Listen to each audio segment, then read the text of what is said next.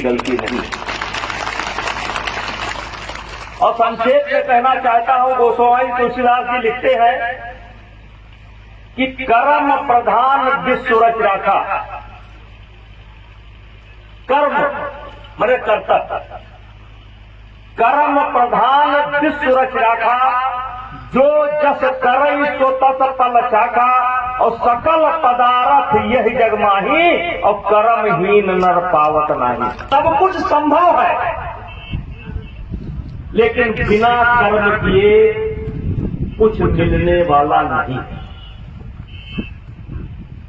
और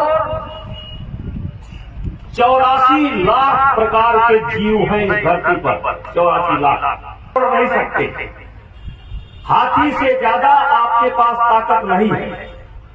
चिड़िया की तरह आप उड़ नहीं सकते, मछली की तरह पानी में रह नहीं सकते, लेकिन फिर भी चाहे आकाश हो, चाहे पाताल हो, चाहे धरती हो, सबके ऊपर अगर कोई राज्य करता है, कंट्रोल करता है, तो मनुष्य करता है। मनुष्य बना करके भेजा तो तब होता है कि सबसे महत्वपूर्ण योनि में हम पैदा हुए, मैंने धरती के सबसे महत्वपूर्ण हम जीव हैं। और अफसोस तब होता है जब हम किसी 20 साल के नौजवान से पूछते हैं कि आप क्या कर रहे हो, तो वो कहता है कुछ नहीं। 30 साल के लोगों से पूछो कि आप क्या कर रहे हो, कहेंगे कुछ नहीं। आप 20 साल के नौजवान से पूछो कि आप क्या कर रहे हो, क्या करना चाहते हो, अभी सोचा नहीं। मेरे कहने का विषय यह है, दिनकर जी ने एक कविता लिखी है, आदरणीय अध्यक्ष, दिनकर जी ने एक कविता लिखी है कि है कौन काम ऐसा जग में, है कौन काम ऐसा जग में, टिक सके आदमी के मग में, थम ठोक ठेलता है जब नर पर्वत के जाते पांव कर, मानो जब जोर लगाता है पत्थर पानी बन जाता है। एक प्रखर गुण बड़े एक से एक प्रखर है, छिपे मानवों के भीतर, मेहंदी में जैसे लाली है, बरखता बीज उजियाली है, और बत्ती जो नहीं जलाता है रोशनी नहीं हो पाता। इच्छुदंड गन्ना कोल्हू में डाला जाता, पीसा जाता जब इच्छुदंड, झरती रस की धारा प्रचंड, मेहंदी सहती है जब प्रहार, बनती ललनाओं का श्रृंगार, जब फूल पिरोए जाते हैं हम उनको गले लगाते हैं। दिनकर जी ने लिखा है, वसुधा का नेता कौन हुआ, वसुधा का नेता कौन हुआ, भूखंड विजेता कौन हुआ, अतुलित यश क्रेता कौन हुआ, नौ धर्म पड़ेता कौन हुआ, जिसने न कभी आराम किया, जिसने न कभी आराम किया।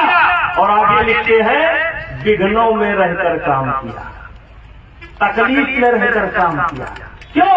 जब विघ्न सामने आते हैं सोते से हमें जगाते हैं, तन को मरोड़ते हैं पल पल, मन को झंझोड़ते हैं पल पल, और सतपथ की ओर लगाकर ही जाते हैं हमें जगाकर।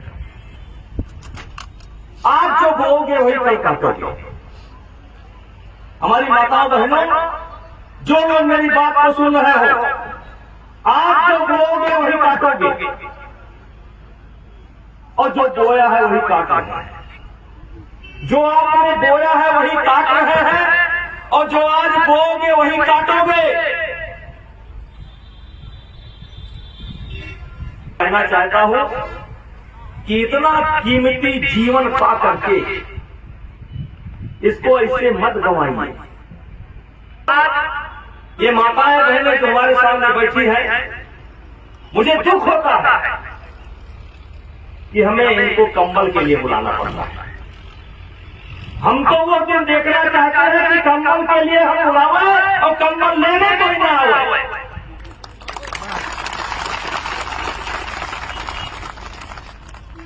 आज माताओं बहनों, मैं आपसे कहना चाहता हूं,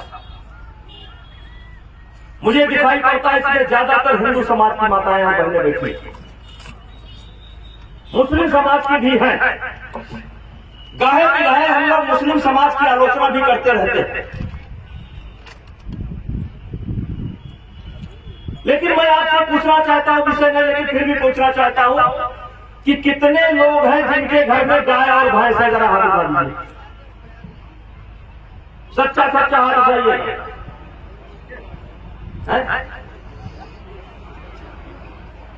अब आप बताइए,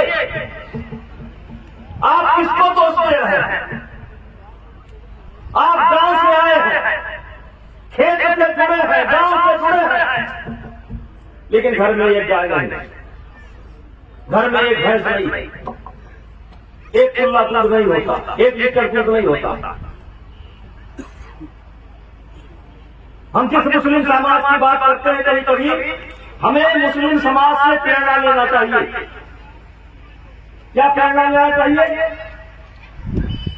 ज्यादातर मुस्लिम समाज के लोग गरीब हैं, सब तो सब नहीं, लेकिन गरीब हैं। आप अपने अपने गांव में देखिए, कोई मुसलमान परिवार अगर आपके गांव में होगा, दरवाजे पर बहुत जगह नहीं है, बहुत खेती बाड़ी नहीं है, लेकिन तब भी 5 बकरी बैठी, 5 बकरी बनी है। आप बकरी पर मत जाइए, आप बकरी पर मत जाइए, लेकिन 5 बकरी बैठी है, और 5 बकरी का मतलब समझते हैं आप? कम से कम साल भर में वो परिवार 2.5 लाख रुपया अतिरिक्त पैदा कर लेता है, बकरी के माध्यम से, बकरी के माध्यम से, बकरी के माध्यम से। आप गाय पालने के लिए तैयार नहीं, आप भैंस पालने के लिए तैयार नहीं, खेत आपके ऊसर होते जा रहे हैं यूरिया और डाई डाल डाल करके, उसको बचाने के लिए आप तैयार नहीं। आपके घर में 1 किलो दूध नहीं होता, आपके घर में दही नहीं होता, घी नहीं होता, दूध नहीं होता, इसका जिम्मेदार कौन है? इसका जिम्मेदार कौन है? पहले आपके घर में दूध होता था, घी होता था, दही होता था, आज आपके घर में कुछ नहीं होता, इसका जिम्मेदार कौन है? इसके जिम्मेदार आप। और इसलिए मेरे भाइयों, मैं आप लोगों से विनती करना चाहता हूं, आप दुर्भाग्य है हमारा, हम किसान हैं, मिर्चा खरीद कर लाते हैं, हम किसान हैं, मिर्चा खरीद कर लाते हैं, हम किसान हैं, प्याज खरीद कर लाते हैं, हम किसान हैं, आटा डिब्बा बंद लाते हैं, हम किसान हैं, मसाला डिब्बा बंद लाते हैं। ये कहां जा रहा है?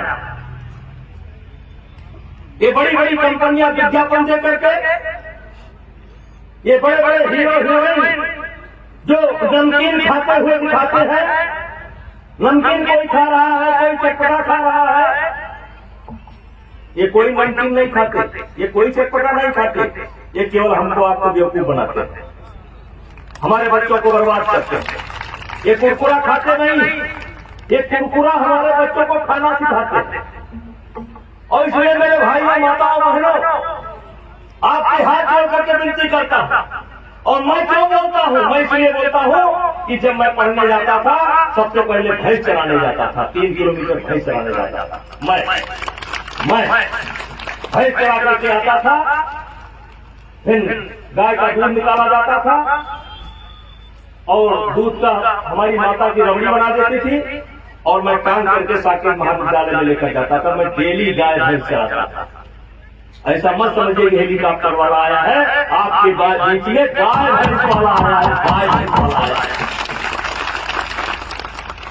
इसलिए मैं आपसे विनती करता हूं, हाथ जोड़ करके विनती करता हूं, अपनी गरीबी या आपकी जो परिस्थिति है उस पर आप विचार करो। दुर्भाग्य है, आज लेबर क्लास की जात 300 रुपया पाती है, 300 रुपया मजदूरी पाती, 400 रुपया पाती, 500 रुपया पाती, कोई 200 पाता। अगर कोई नहीं पाता है तो मिडिल क्लास के लोग नहीं पाते। आपके घर में कोई भी पुरुष होगा तो 300 पाता है, 400 पाता है, लेकिन शाम तक लौटते लौटते 200 रुपया कच्ची की दुकान पर खर्च कर जाता है। अपना खून निकाल करके, पसीना निकाल करके 400 रुपया पाता है और 200 रुपया कच्ची की दुकान पर खर्च कर जाता है। और इसलिए मेरी माताओं, बहनों और भाइयों, जिनको मेरे समझ में आया, मैं हाथ जोड़ करके विनती करता हूं। दुनिया हमको बर्बाद करने के लिए परेशान है। एक रोज में बोलते बोलते बोल गया यही बात मैं बोल रहा था, बाराबंकी के अंदर बोल गया कि अगर आपके घर में गाय नहीं होगी, आपके घर में भैंस नहीं होगा, तो आप जान ही नहीं पाएंगे कि असली दूध का नाम क्या है। आप जान ही नहीं पाएंगे असली घी होता कैसे। और मैं बोल गया कि बाबा का घी खा करके आप स्वस्थ नहीं रह सकते। अब बाबा हमारी जंग शुरू हो गई। बाबा कहते हैं आपने हमको बोला, हम 7,000 करोड़ का हमारा ब्रांड है। हमने कहा हमने आपको नहीं बोला, हमने अपने गांव वाले रामदेव बलिया को बोला कि वो घी लेके आ जाए। हमने आपको नहीं बोला, हमने रामदेव बलिया को बोला जो हमारे गांव में नकली घी बेचता। और इसलिए मेरे भाइयों कम शब्दों में कहना चाहता, जिस परिस्थिति से आप गुजर रहे हैं, इस परिस्थिति से बेहतर आपको कोई दूसरा नहीं करेगा, आपको करना पड़ेगा। कुछ नहीं। इसीलिए मैं कभी कभी बोलता हूं कि सिर पर कुलीनता का टीका, सिर पर कुलीनता का टीका, कि हमारे दादा अपना सरसों नहीं कर रहे। सिर पर कुलीनता का टीका, भीतर जीवन का रस टीका। सिर पर कुलीनता का टीका, भीतर जीवन का रस टीका। कुछ ऐसे भी नर होते हैं कुल को खाते और खोते हैं। यशस्वी पुरुष अपने ऊपर चलता नक्षत्र पुरखों का धर, अपना बल तेज जगाता है, सम्मान जगत में पाता है। तो माताओं बहनों, अपने खेती बाड़ी से जुड़िए। अब आपके घर में जो 300 कमा करके 150 गंवा करके आते हैं, उस पर जरा चिंता करिए। वो 150 बाल बच्चों पर लगना चाहिए, इनके स्वास्थ्य पर लगना चाहिए। हम पश्चिम में जाते हैं, मेरा कुश्ती के नाते हरियाणा जाना होता है, मेरठ जाना होता है। मैं एक चीज देखता कि दूध का सारा कारोबार अब महिलाओं के हाथ में। हरियाणा के अंदर खरीदना पड़ता, 15,000 में खरीदना पड़ता, वो गौ माता सड़क पर टहल रही है। माताओं बहनों, तुरंत बांध लेने की जरूरत है। अपने हिसाब से एक तो बांध लो, उसी में भगवान देखो आपको मिलेंगे। मैं गारंटी कहता हूं, उसी गाय में भगवान आपको मिलेंगे, उसी गाय में आपको भगवान मिलेंगे। ये जो गौ माता की पूजा होती थी ना, तब इनको भगवान माना जाता था, ये गलत नहीं है। और इसलिए माताओं बहनों, आपसे कहना चाहता हूं, एक चीज और कहना चाहता हूं, जो हमेशा कहता हूं, दुनिया क्या कर रही है ये मत देखो, दुनिया क्या कर रही है ये मत देखो, हम क्या कर रहे हैं ये मत देखो। ये देखो कि हम क्या कर रहे हैं ये मत देखो। आपका पड़ोसी नहीं गाय पाला है ये मत देखो, हो जाना है आप गाय पालो, आप गाय पालो। और गारंटी है, मेरी गारंटी है कि वही गाय के माध्यम से आपके परिवार में सुख और शांति दोनों आएगी।